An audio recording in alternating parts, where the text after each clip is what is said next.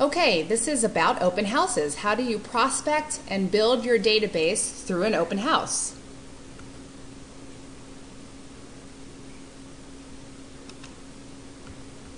The first thing to keep in mind is, what is the purpose of an open house? Please keep in mind that if you are a listing agent especially, one of your purposes is to sell the house. So although we are looking at open houses as a way to find prospective buyers and sellers, we have to keep in mind that our fiduciary belongs to the seller, and we do want to try to sell that house. We are also there to add people to our database. Even if we aren't finding now buyers and sellers, we want to start a relationship so that we can get the information of the people walking through the door and add them to our database as somebody to keep in touch with for either a future buyer or seller or referrals from those people. There are several things that you should do before your open house. First of all, find an open house and notify the seller or the listing agent. I think we're going to go through all of these in detail in just a moment.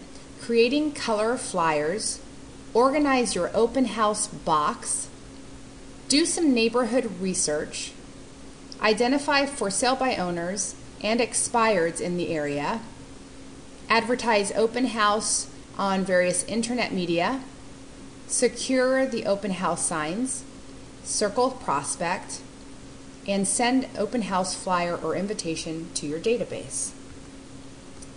The first thing we need to do is find an open house and notify the seller or the listing agent. You don't have to have a listing to sit in an open house. Our office has tons of listings available to be sat open. There are several ways to find an available open house. You can send an email out to all of our agents asking for a home to sit open.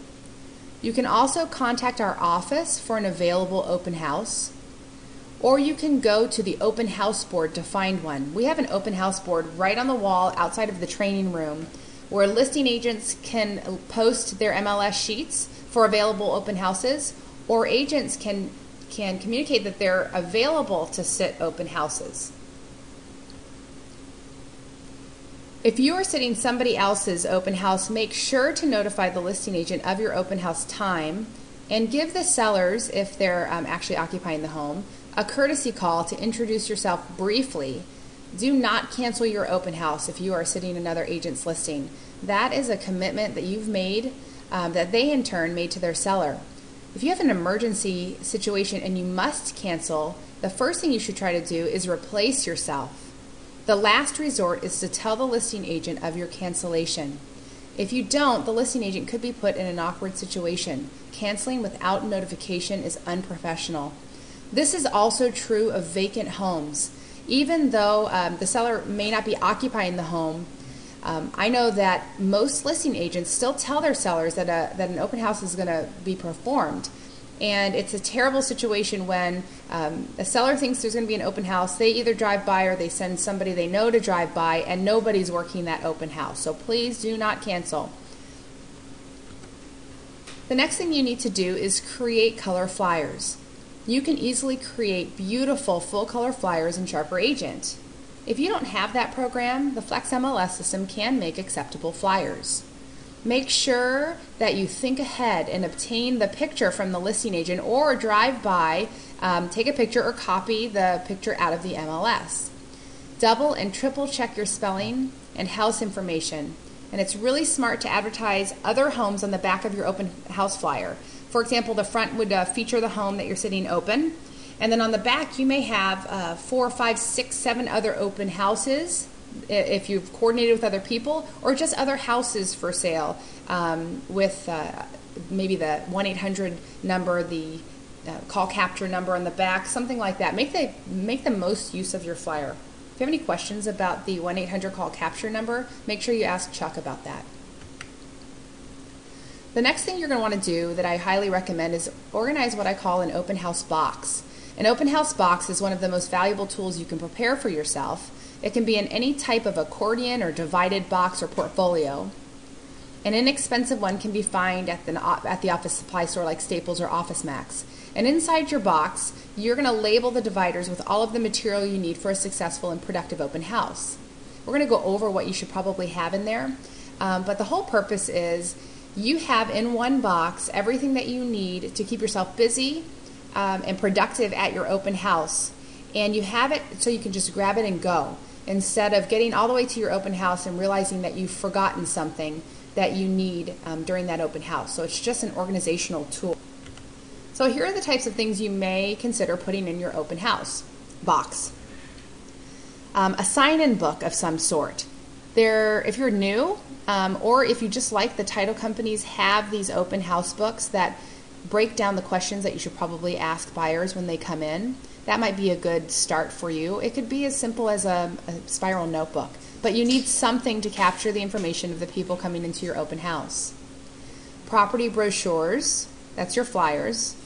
Property information for the subject property and others gathered from the neighborhood. So you might have pendings and solds, other active homes, maybe active vacants that you could show easily to somebody who comes through your open house. You've pulled all of those and you have a section in your box to store that information. Make sure you have a section for business cards so that you have plenty for your open house. Have a section that contains all of your contract paperwork. Even if you are used to using ZipForm, DocuSign, etc. online, make sure you have a hard copy of that paperwork as well, just in case somebody wants to write an offer right then and there, and for some reason you can't get onto the internet. Have that available so you can handwrite that contract at a moment's notice. You may have some kind of a professional portfolio, which could include letters of recommendation or other testimonials, or maybe you put together something formal that highlights you as a realtor. Have your buyer presentation and listing presentation with you. You're not going to necessarily have that opportunity to have your whole presentation, but you never know when you might want to whip that out and talk to a prospective buyer or seller about the way that you do business. Have pens. Highly recommend a map. Have lender and vendor information. That will come in handy if somebody's coming through and you just want to show some value. They're talking about, they're not looking to buy or sell, but maybe they're remodeling their home, and you can recommend, say that you have a really good lender and vendor network that you would be able to send them at a later date. That would be an excuse to get an email and some contact information, but at least you have it there in your open house box. Packages for buyers and sellers.